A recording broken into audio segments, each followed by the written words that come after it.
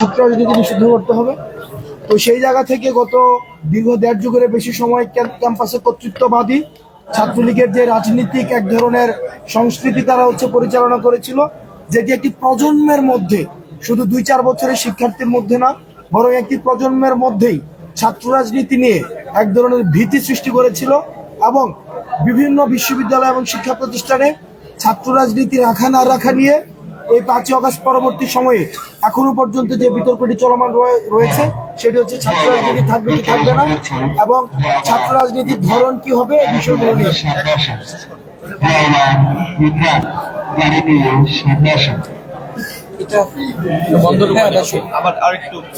আমরা আজকে আমাদের যে মিটিংটি হয়েছে আমাদের সেটি হচ্ছে যে গত সপ্তাহের মিটিং এর ফলো আপ। সেখানে আজকে আমরা কয়েকটি বিষয়ে একমত হয়েছি। মোটা দাগে আমরা প্রথমত যে বিষয়ে একমত হয়েছি সেটি হচ্ছে যে জানুয়ারির লাস্ট উইক অথবা ফেব্রুয়ারির ফার্স্ট উইকের মধ্যেই আমরা চাই যে ডাকসু সহ সারা বাংলাদেশের ছাত্র সংসদ যে নির্বাচন, সেই নির্বাচন নীতি কথা ছাত্র যে আমাদের দেখেছেন এই গণ অভ্যুত্থানটি ছাত্রদের নেতৃত্ব হয়েছে।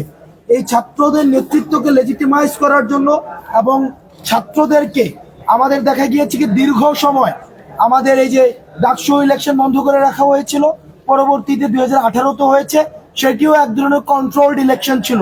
আমরা হলের মধ্যে দেখেছি এক ধরনের কন্ট্রোলড ইলেকশন। সেই জায়গা থেকে, সেই চর্চা থেকে বেরিয়ে এসে আমাদের জাতীয় নির্বাচনের পূর্বেই এই ছাত্র সংসদ নির্বাচনটি ডিসেম্বরে আমাদের জানুয়ারির লাস্ট উইক অথবা ফেব্রুয়ারির ফার্স্ট উইকের দিকেই হয়ে যাওয়ার জন্য আমাদের সকল ছাত্র সংগঠনগুলোই আজকে একমত হয়েছে। দ্বিতীয়ত সেটি যে আমাদের যেই পূর্ববর্তী যে রাজনীতির ধারা ছিল, যে আমরা দেখেছি যে হল দখল করা, সিট বাণিজ্য, ক্যাম্পাসে শোডাউন পলিটিক্স, গ্যাস্ট্রম গণরুম কালচার, শিক্ষক পলিটিক্স, শিক্ষকরা দেখা গিয়েছে যে তারা ফুল টাইম পলিটিশিয়ান আর হাফ টাইম টিচার। তারা বেশিরভাগ ক্ষেত্রে যতটা না শিক্ষকতা করেছে তার থেকে বেশি পার্টি পলিটিক্স নিয়ে ব্যস্ত রেখেছে।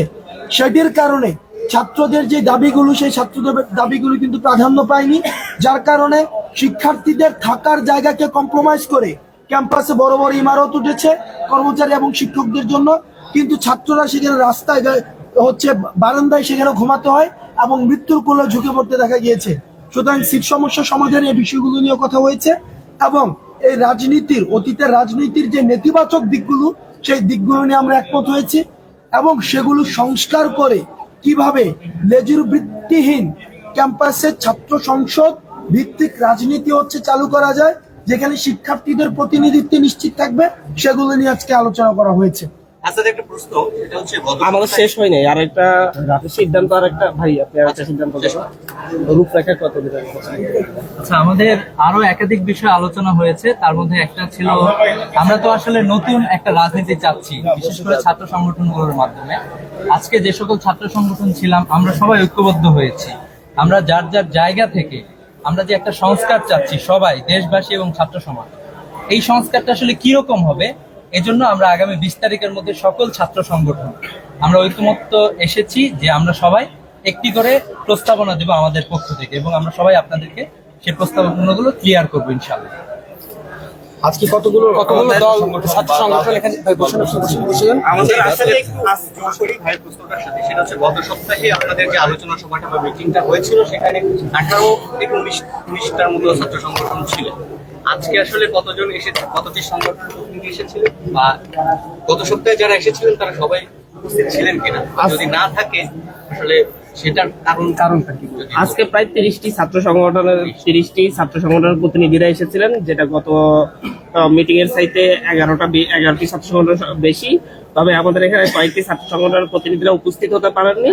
তারা জানিয়েছেন যে তাদের জগন্নাথ বিশ্ববিদ্যালয়ে সকল ছাত্র সংগঠন নিয়ে একটা আলাদা প্রোগ্রাম থাকার কারণে তারা সেখানে গিয়েছেন। তবে আমাদের সাথে ওনারা এই বিষয়গুলোতে বসবেন বলে আমাদেরকে আশ্বস্ত করেছেন, এবং একসাথেই আমরা এই রূপরেখাটা, আমাদের যে 2টা সিদ্ধান্ত হয়েছে, যে প্রথমত আগামী ফেব্রুয়ারির প্রথম সপ্তাহের মধ্যে ছাত্র সংসদ নির্বাচনের প্রক্রিয়া যেন শুরু হয় এবং একটা ছাত্র সংসদ নির্বাচন দিয়ে অন্তত যেন শুরু করতে পারে। আর দ্বিতীয় যে সিদ্ধান্তটা হয়েছে, সকল ছাত্র সংগঠন মিলে আমরা ছাত্র সংসদ নির্বাচনের ক্ষেত্রে সকলে কাজ শুরু করবো, প্রশাসনকে জানাবো যে আমরা সকলে চাই আগামী ফেব্রুয়ারির প্রথম সপ্তাহের মধ্যে ছাত্র সংগঠন নির্বাচন শুরু করার জন্য।